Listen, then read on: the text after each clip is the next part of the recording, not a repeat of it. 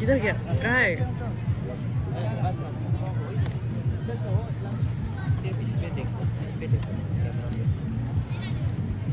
कोई है नहीं ना? आप सबको नमस्कार। सबसे पहले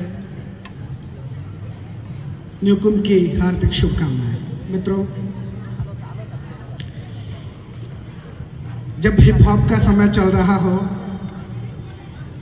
जब इतने अच्छे अच्छे गाने और प्रस्तुतियां, नृत्य आपके सामने आ रहे हों, ऐसे में कोई भाषण देना मुझे लगता है बहुत, आपको बोरियत की तरफ नहीं ले जाऊंगा और कोई गंभीर बात भी नहीं। मुझे लगता है ये वो समय नहीं है कि कहा जाना चाहिए। सबसे पहले NYCC के चेयरमैन श्रीमान सुरेन नातुंग जी, उनके सेक्रेटरी श्रीमान प्रोफेसर रॉबिन हिसान जी और असिस्टेंट सेक्रेटरी वाइस चेयरमैन, बाना के दोस्तों, मेरी स्थिति तो ऐसी है, कई साल पहले से यहाँ आने की कोशिश कर रहा था। मैं जानता था थोड़ी सी रुचि है फोक लिटरेचर में, सो ये मन था कि न्यूकुंभ देखा जाए और कई साल से कोशिश कर रहा था, लेकिन मौका इस बार मिला। और क्या कहूँ, पहली बार आया और आते ही मुझे ये कह दिया गया कि आपको न्यूकुंभ के बारे में कुछ कहना है, फोक लिटरेचर के बारे में कहना है। यहाँ के बारे में क्या कहूँ, मेरी स्थिति तो ऐसी है कि नाना के घर आकर ननिहाल का जिक्र करने जैसा हो गया है। आपको मैं न्यूकुंभ के बारे में और यहाँ के फोक लिटरेचर के बारे में क्या बताऊँ, मुझसे अधिक जानते हैं आप लोग। फिर भी मैं ये कहूँगा, कल जब मैं आ रहा था तो सेप्पा से एंटर किया और मैंने वहाँ पर एक दापो लगा देखा और उसके पीछे एक बैनर, वो सेप्पा में जो न्यूकुंभ फेस्टिवल मनाया जा रहा है उसका बैनर था। और वहाँ पर एक बहुत खूबसूरत सी टैगलाइन मैंने देखी। वो टैगलाइन थी, the celebration of existence, harvesting and expression of culture, welcome to न्यूकुंभ, YOLO. वहाँ से आगे बढ़ा, मैं बाना आया और आप देख रहे हैं यहाँ पर भी एक थीम लिखी है, celebration of peace, happiness and brotherhood, live with traditions. मुझे लगता है कि अगर न्यूकुंभ को समझा जाए तो उसके सारे सूत्र इन दो टैगलाइन में, इन थीम्स में मौजूद हैं। क्या? तो शांति, सुकून, उल्लास, खुशी और भाईचारा, और अपनी परंपराओं का संरक्षण और उनका विस्तार। नई पीढ़ी को इस बात को बड़े ढंग से समझना चाहिए कि कैसे पीढ़ियों से, सदियों से ये त्योहार हम मनाते आ रहे हैं। मैं उस जगह खड़ा हूँ जो खासकर दो प्रमुख जनजातियां यहाँ की हैं, अक्का और निशी। उनके प्रेम का स्पेस भी है, उनके आपसी सद्भाव की जगह भी है। मैं उन्हें भी शुभकामनाएं देता हूँ कि दोनों जनजातियां एक दूसरे के साथ मिलकर, ये कल से ही मैंने यहाँ आकर जाना, बहुत प्रेम से रहती हैं, एक दूसरे के उत्सवों में सहयोग करती हैं। मित्रों, अभी कुछ देर पहले हमारी एंकर कह रही थी कि किस तरह से मॉडर्नाइजेशन ने, शहरीकरण ने और कहना चाहिए औद्योगिकीकरण ने चीज़ों को बदलने की कोशिश की है। हम सबको भी उसके साथ चलना पड़ रहा है, एडजस्ट करना पड़ रहा है, लेकिन इसका मतलब ये नहीं है कि हम अपनी परंपराएं छोड़ दें।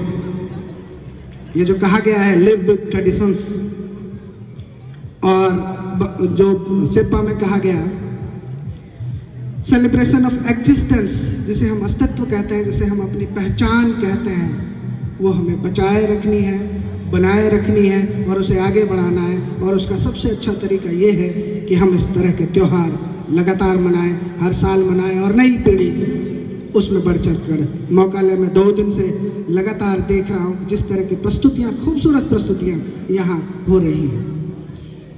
सारे देश में इस समय उत्सवों का माहौल चल रहा है। नॉर्थ इंडिया में बस होली आने वाली है, त्रिपुरा में जल्दी ही गौरिया पूजा होने वाला है। मैं बस जहाँ मैं अभी रहता हूँ, असम के दिफू में, वहाँ कार्बी यूथ फेस्टिवल 16 से 19 फरवरी गुजरा है। मैं उसको देख के आ रहा हूँ और बस आपके पास पहुँच रहा हूँ। सारे देश में इस समय बिहू, असम में मैं ये कहना चाहता हूँ कि फोक लिटरेचर्स की, फोक एक्सप्रेशंस की धूम है। अगर हम अपनी जड़ों से कट गए, कुछ लोग कहते हैं कि ये बड़ा पिछड़ा हो सकता है, ये इसमें ऐसा क्या है, मुझे लगता है, और मैं देखूंगा कि कल यहाँ सेक्रीफाइस होने वाला है। सेक्रीफाइस को लेकर भी कुछ लोग कहते हैं कि ये शायद कोई पिछड़ी चीज़ है, बुरा नहीं मानिएगा, हो सकता है मैं कोई ऐसा वाक्य कह जाऊं जो थोड़ा अलग प्रतीत हो, लेकिन जो मुझे लगता है, अभी श्रीमान रॉबिन हिसांग कह रहे थे कि वो बताएंगे कल हमारे न्यूबो कि क्यों हम सेक्रीफाइस करते हैं। जो मुझे लगता है सेक्रीफाइस इसलिए करते हैं, और ये मेरा अपना वर्जन है। आप देखेंगे कि दुनिया भर में लगभग 90% लोग नॉनवेज खाते हैं। उनके लिए भी तो पशुओं की बलि होती है, पशुओं का वध होता है। हम जो ये बलि दे रहे हैं, ये तो हमारी आपकी खुशी के लिए है, हम सबको महामारियों से बचाने के लिए है, हम सबको एक साथ पारिवारिक माहौल देने के लिए है, भाईचारा देने के लिए है। एक साथ मैं देख रहा हूँ पिछले 5 दिन में हमने कितनी सारी चीज़ें की हैं, कितने सारे नाम यहाँ लिखे हैं। सांस्कृतिक गतिविधियाँ हम देख रहे हैं, तरह तरह के नृत्य हम देख रहे हैं, बहुत सारे गीत हम देख रहे हैं, स्पोर्ट्स चल रहा है। अभी हमने MTB का साइकिलिंग देखी। इतनी सारी चीज़ें साल भर में एक साथ होना, हमें एक साथ जोड़ के रखना है। और लोक साहित्य, लोक एक्सप्रेशन का सबसे मूल कारण, केंद्र वही है कि हम एक साथ हों। हम जो गतिविधियां करें वो साझी करें, ये साझापन बरकरार रखिए मित्रों। बस मुझे इतना ही कहना है। अगर ये बना रहा, ये बचा रहा, तो हम बचे रहेंगे। और मैं एक और चीज़ शिक्षक होने के नाते कहूँगा, जो मैं यहाँ करने आया, चूँकि मैं ये भाषा नहीं जानता, आप तो जानते हैं, आपकी तो अपनी भाषा है। जिस भाषा में यहाँ का लोग जीता है, संवरता है, आगे बढ़ता है, उसको संरक्षित किया जाना ज़रूरी है।